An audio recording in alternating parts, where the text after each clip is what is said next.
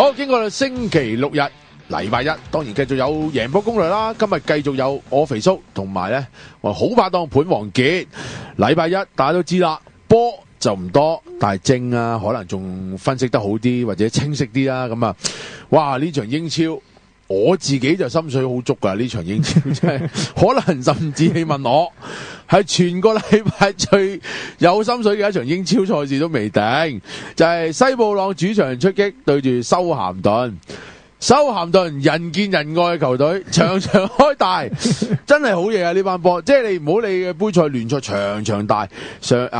周中聯賽杯輸都要輸個大俾你，你話開唔開心？真係好，我都諗住咧，搵一日可能買一件修咸頓波衫，因為佢幫大家成日贏錢。上個禮拜對住熱刺啦，其實兩邊都好多攻勢，即係先落後啦，但係佢哋後期咧都攞翻好多埋門，其實佢哋甚至有權啊，係追翻成平手添嘅。咁啊，奈何就爭少少啦。咁其實上個禮拜嚟講，你姑且你話啊，佢3球啦，當佢開個盤，都外邊參考指數都唔使輸先啦。咁啊，所以 OK 噶呢場波啊。咁啊，至於西布朗方面啦，上個禮拜之輸俾紐卡素。欠運兩個字，欠運。表現相當好，表現相當出色。曾經有一度咧，就甚至撳翻住紐卡素嚟攻添。咁但係奈何咧就冇運啦。不過有一樣嘢咧值得留意就係，佢哋除咗前鋒咧山朗，甚至奧丹文治大家比較熟悉之外，其實由車路士借過嚟嘅比利時中鋒嗱，我哋 back job 呢個咧。盧卡古表現相當好啊，而且嗱，除咗入波之外咧，見到幾個波咧嘅製造俾佢咧，佢嘅走位相當靈活。當然，我大膽啲講，過多2年佢能唔能夠成為第二個杜奧巴唔敢講，但係佢一定唔會太差嘅前鋒，而且佢而家就爭少火候啦。嗰場波對住紐卡素咧。機會3個入1個啦，咁2個其實半單刀機會佢把握唔到嘅。咁但係呢場波嚟講咧，我就信心大，就係西布朗主場對住修咸頓，應該係入球大最佳嘅拍檔啦啩，馬傑仔。我睇好除咗伊萬，但係我就睇好主隊贏波，因為睇翻初盤到而家都係讓半1啊，西布朗有個大西2球半3球，亦都係一樣冇變。因為我最主要睇好西布朗真係主場真係好犀利，係主場特佳啊。咁所以我睇好。西布朗簡單啲贏波啦，咁修咸頓就大家都知道啦，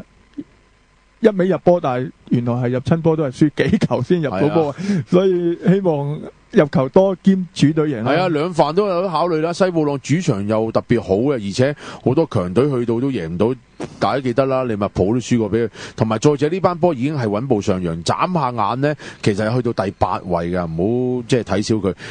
5場主場。4勝啊0，即係輸過1場咋，咁所以其實呢班波咧係相當唔錯嘅，即係佢唯一又係調翻轉好得意，佢作客又唔識贏咯，所以但係主場更加犀利，即係我亦都唔相信佢主場唔能夠手刃呢隊修咸頓，咁修咸頓就一味攻，咁個防線就穿窿，咁所以咧其實佢啲中堅都攻嘅係嘛，中堅咁啊方迪啊嗰啲吉田麻也嗰啲衝晒上去嘅，咁所以其實呢場波咧一個就上盤嘅選擇啦，一個就係入球大啦，亦都係最適當不過。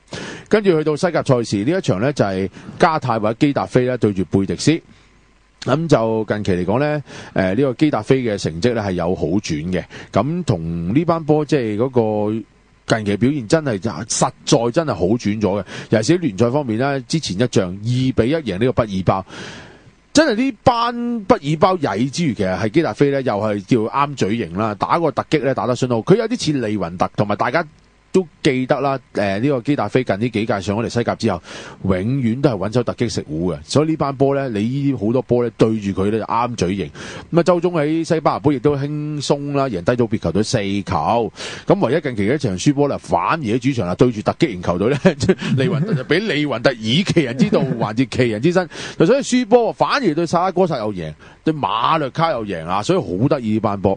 嗱，相對貝迪斯咧就。大家都知呢班波比較神經刀啊，但係近期嚟講就嗱，佢好似周中佢又輸俾華拉道列啦，西班牙杯緊負，但係佢喺聯賽就 O K 嘅，1-0贏呢個華倫西亞。之前一仗亦都係能夠逼和咗奧沙辛拿，咁啊主場亦都贏皇蘇啦2-0。咁其實見到咧近期嚟講，如果單睇佢聯賽成績咧，近3場係未輸過波喎，2勝1和嘅噃。咁傑仔有咩高見呢？呢場？我睇好入球細啊，因為睇翻就初盤就。同埋到而家都係主隊贏半球啦，入球大細都係2球半冇變。因為我點解睇好入球細就因為睇下基達菲，即係除咗對皇馬同埋巴塞係叫做入到3球以上，你睇翻對翻同級嗰啲都係僅勝1-0嘅啫。係啊咁你睇翻貝迪斯亦都一樣啊，對翻啲同級隊伍佢都係幾主手嘅，睇翻都係1-0或者0-0嘅。咁呢場波我覺得大家同級，貝迪斯嘅目標就係1分嘅啫。咁我覺得佢手之下頂得住就0-0啦，頂唔住可能緊輸1球啦。所以而家睇翻個指數入球大細2球半，我中意細呢場。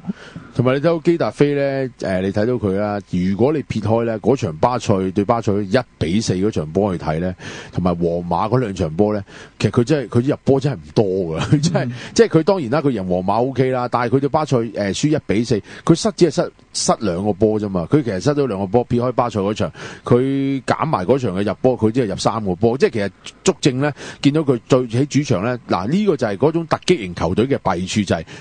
當佢要強攻嘅時候，佢攻唔到啦。咁所以佢最終咪輸俾利雲特嘅原因咪就係咁咯。咁另外主場贏馬略卡咯，又叫1球波，仲要馬略卡打少個。嗰場若然唔係馬略卡打少個，佢都唔知贏唔贏到，都唔成問題。當然貝迪斯亦都係類似嘅球隊嚟嘅，貝迪斯亦都以突擊為主啦。所以其實呢班波啦，嗱，譬如好似即係佢就算作客啦，佢對住奧沙辛拿都能夠保持不失㗎。嗱呢班波，當然你話佢幾場瑕疵就係最大瑕疵嗰兩場，你冇得講。對雙馬今年對馬體對馬拉加，對馬拉加仲要晨早打少個，個門將俾人趕出場。呢兩場，所以呢兩場你其實我老實講啊，而家甚至我而家大膽啲講，以前咪話西班牙波咧就分2層噶嘛，巴塞、皇馬同埋下邊，我而家淨係分3層，巴塞、皇馬、馬體、馬拉加係嘛，即係華倫西亞呢啲。咁你下邊嗰層嗱，譬如佢作客都能夠用馬拉度列㗎，所以其實嗱，你見到貝迪斯又係得意嘅，所以呢場波我覺得傑仔嘅分析相當好咧，就係兩隊都屬於突擊型球隊咧，可能隨時翻版就係利雲特嗰場波出現嘅咋，1球波交收，或者0-0或者1-0嗰種嘅啫。咁啊呢場不妨考慮入球細啦。好，跟住去到阿根廷甲組賽事啦，亦都係今集嘅最後一場賽事，就係獨立隊就對住呢個拉魯斯。如果講兩隊嘅排名啦，嗱，首先介紹啦，而家亞甲咧其實就20隊啦，打咗19周嘅，因為佢哋分開春季、秋季聯賽啦。咁而家打咗12周噶啦，前線就紐維爾舊生同埋呢個沙士菲係喺前列，拉魯斯排第5嘅。咁就至於獨立隊今年就開頭開得差，佢哋所以而家個排名咧相對比較低，就排16位。咁但係咧佢哋今年咧係着力於咧即係個南美球會杯嘅，即係始終咧佢哋近期嚟講咧踢得比較密少少咧，都係個南美球會杯。喺聯賽嚟講咧近期都 OK 噶。再1-0贏呢個小阿根廷人啦，亦都主場2-0贏拉費爾納，同埋2-1贏過咧係即係呢個。呢個聖達菲啊，咁呢個佢哋叫做聖達菲嗰隊係啦，聖達菲咁就喺南美球會杯咧叫2-2和咗咧對天主教大學啦，同埋我就覺得呢班波咧其實個狀態唔差嘅，因為天主教大學咧其實都唔算曳嘅，喺亞甲嚟講，拉魯斯成績都相當好啦，又係1-0近期咧贏呢個小阿根廷人啦，2-1贏拉費爾納，其實佢嗰個對手一樣嘅，差唔多，個贏出嚟嗰個賽果都差唔多，足證咧其實近期大家嘅狀態都差唔多，傑仔。你呢場有冇心水啊？呢場我睇好客隊啊，因為睇翻就初盤到而家都係主隊獨立隊讓平半，有個大細2球嘅啫。咁啊大仲要好高1-0幾歲。咁啊，即係點解睇好拉魯斯咧？我哋話齋獨立隊已經專注喺晒球會杯噶啦。咁你啱啱作下對完嗰場贏咗翻嚟，咁你要體力。另外嚟緊又要一場對住天主教，即係又係南美球會杯。我覺得佢專注力反而唔夠拉魯斯好，同埋拉魯斯作客亦都唔係話咁渣啦。係啊，同埋佢第一回合啦對天主教大學咧，只係和呢個2-2咧，即係個作客入球蝕咗張，所以佢哋作客嗰場咧，佢哋一定要和翻2-2或者更大比數，甚至贏啊咁樣。所以其實呢場波似乎真係對拉魯斯咧，即係嗰個叫做體能上啊、準備上啊都。叫做坐住喺度等你啊！而家係，喂呢場我都同你一樣，似乎睇到客隊。係啊，同埋近2季都係拉魯斯作客贏啊。係啊，呢隊拉魯斯大家睇到啦，即係佢介紹過啦，即係個今年個成績唔曳啦，同埋獨立隊既然攞唔到冠軍，因為啲阿根廷好得意㗎，分春季、秋季有乜攞咧。同埋佢哋嗰個降班咧，你唔好淨係睇一格㗎，佢哋係睇3季嘅6個階段，即係叫做春季、秋季2至9點1嚿啦，3年嘅成績拉勻嘅一個平均數，所以佢根本冇佢因為獨立隊個成績不嬲好啊，佢冇必要係驚降班嘅，所以大家唔需要擔心哇佢驚唔驚降班啊嗰啲，你淨係睇一個榜咧你就睇唔到嘅，所以係唔需要驚佢降班，所以變咗